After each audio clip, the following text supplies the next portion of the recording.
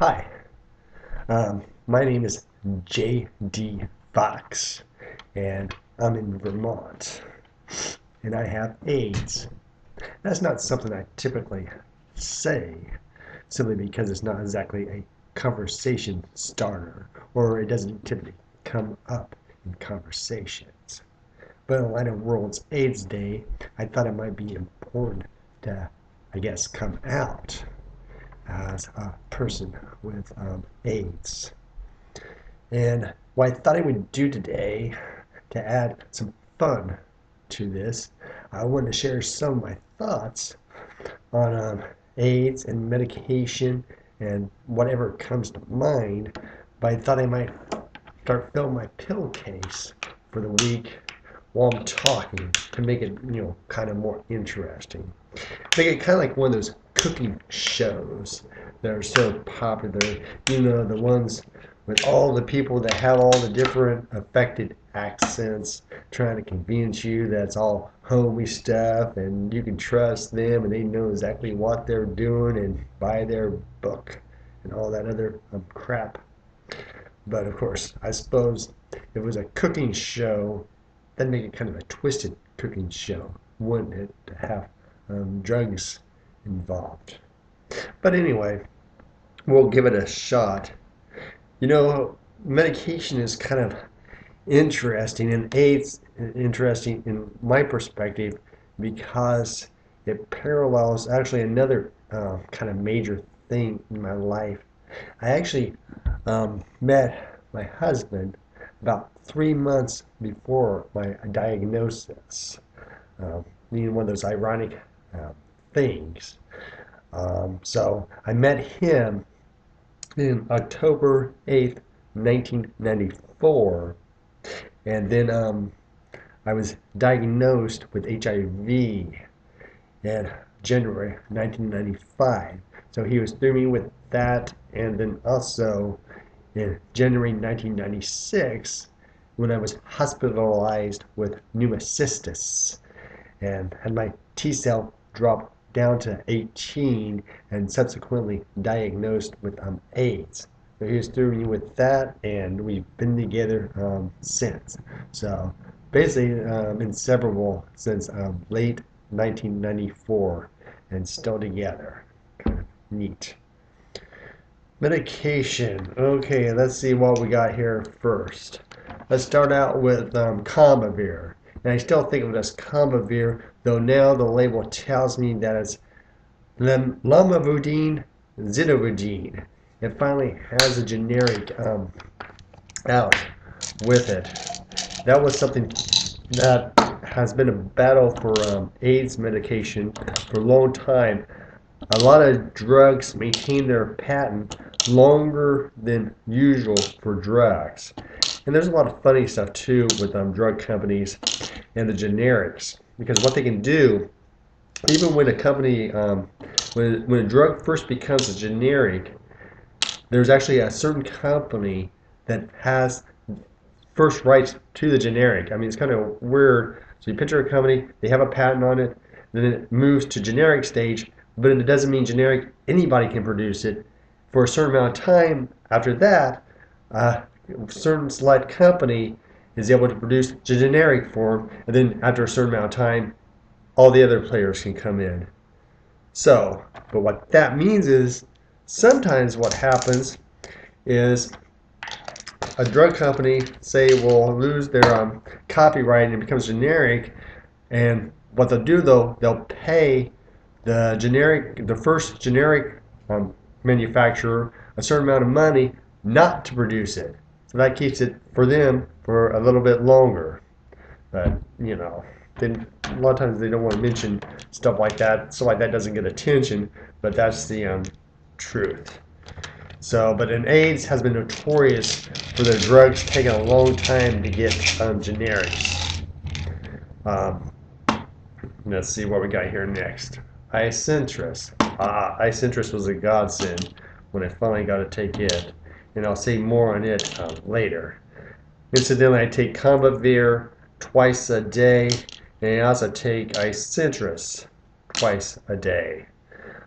Medication has been really tricky with me because my virus is kind of virulent. It tends to be immune to a lot of stuff, and that's the kind of problem too when you look at the AIDS history.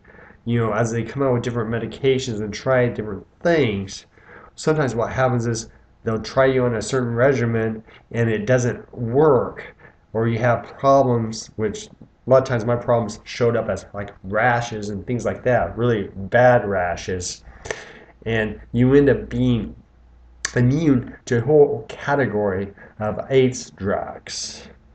And I guess I should say a little bit about like the categories. I won't go into the technical details of the categories, but essentially, when AIDS first started, they just had, what was it, AZT, which was, only pseudo effective.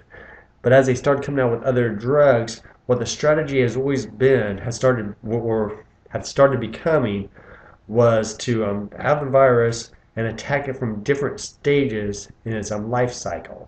Like for instance, some drugs would try to prevent the sorry the virus, once it attacks the TD4 cell, CD4 cell, from replicating. So yeah, it's destroyed that one CD4 cell, but at least then if you can stop that, it won't be able to reproduce. And there's different things that have to happen for it to reproduce, so you can attack it from any of those stages, internal stages. And of course, you can also, ideally would be if you could stop it from attacking the CD4 cell at all, and just there's whole different ways that this can be done. And one of the big breakthroughs for a lot of people soon after I was diagnosed was what was called protease inhibitors. But since it's new, they weren't really clear on like dosage and things like that. And some of the routines that I was undergoing were pretty intensive. Like one of the protease inhibitors were 6 large pills 3 times a day, and we're talking like horse pills, 6 of them. And I ended up getting real bad rashes all over my body, particularly my abdomen and arms and things like that. I mean, the kind of rashes where Gary and I had a stick shift, and we a lot of times when I knew how to drive the stick shift, so I was the driver. He had to wrap my arms in gauze so I could like turn do the stick shift, because it would hurt too much because of the abrasion of the rash against my skin.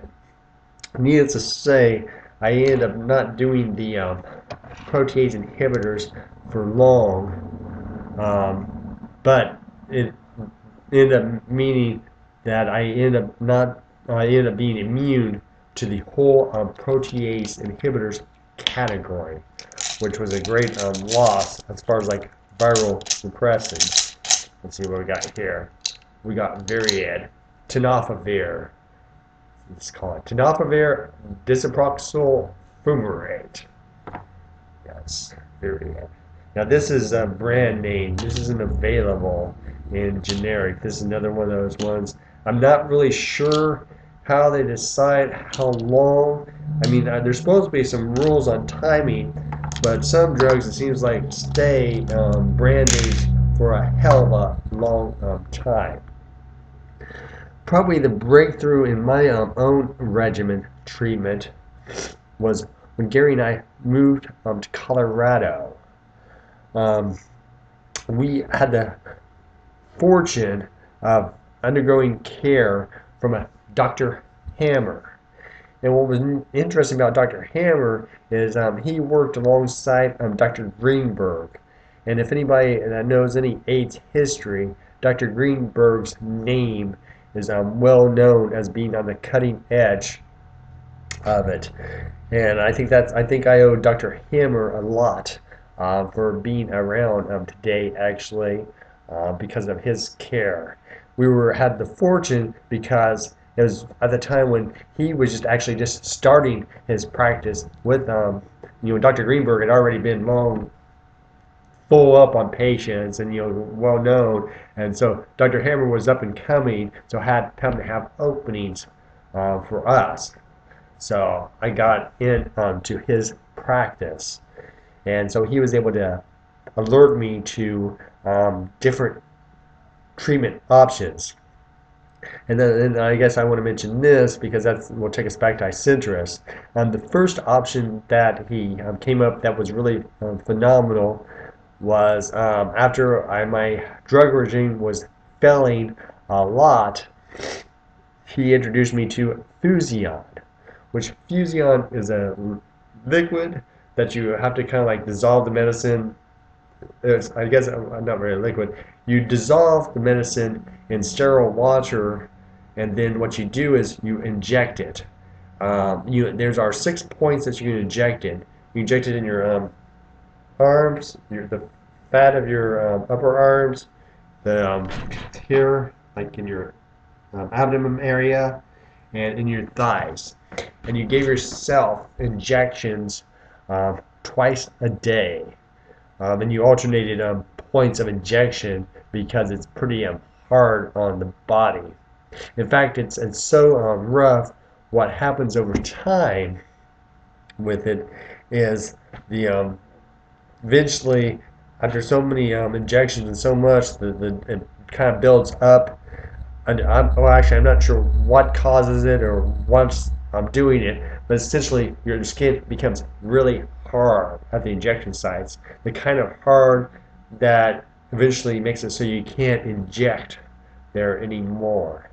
And that's what happened to me after about 2 or 3 years of giving myself self-administered injections twice a day, in addition to taking other drugs. And so that was kind of interesting in itself. But so I did that, and that was when he, being on the cutting edge, knew about the drug Icentris, and I started taking that instead, and that allowed me to keep my get my viral load back down to undetectable.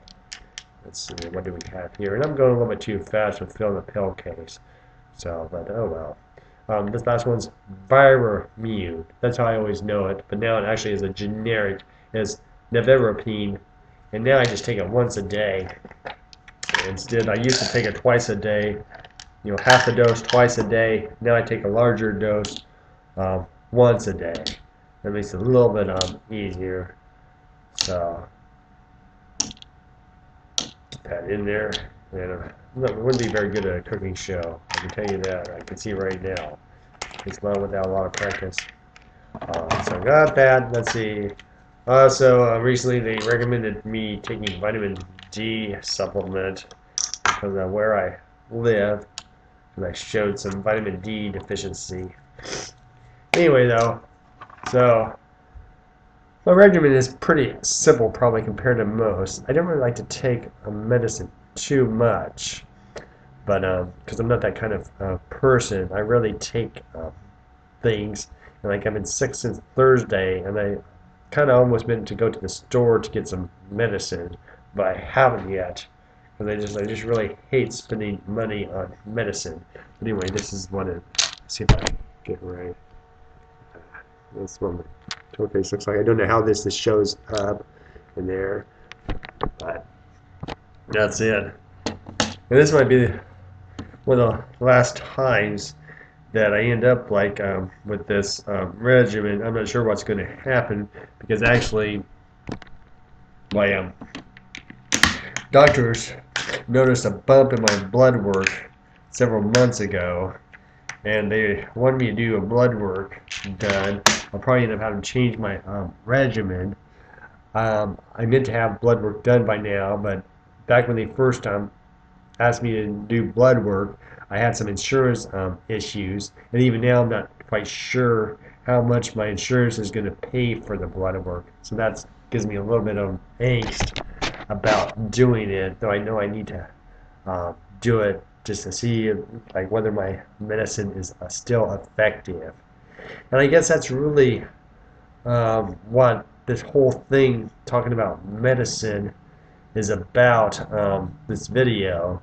My particular thought on World's AIDS Day is to kind of remind people that we do not have a cure. Sometimes we think that like once we get like medicine for it, that oh okay they were able to take pills, so everything is hunky dory. Number one, the virus is still inside me, is still eating away at things and causing damage. So it's not a cure by any means. And I notice that when I do get sick, it does take me longer to recover, and it attacks your muscles and just different things that it causes, different problems. And also, it kind of concerns me that, like, so here, if I didn't have this virus, I probably would hardly take any medication at all. But right now, I'm kind of chained to medicine that I have to have in order to survive, and that's kind of scary because it's medicine that no way in hell I could afford on my own without insurance or other institutions helping me out providing the medicine. So we really need to push for a cure. I mean, that would be the godsend. And so I just want to bring that up because, like I said, I think a lot of people kind of get that false sense that oh, we've taken care of it. Now we have all these drugs. Yeah, you have drugs that you have to take day in and day out for the rest of your life, and that's kind of scary. Anyway, I probably could I think of some other things to say about it, but I know this is already kind of run long. I just want to get this out before I go into work today, because it is World's AIDS Day, and hopefully it's on some people's minds, because right now it's on mine. This is JD Fox. Have a great day. Thanks.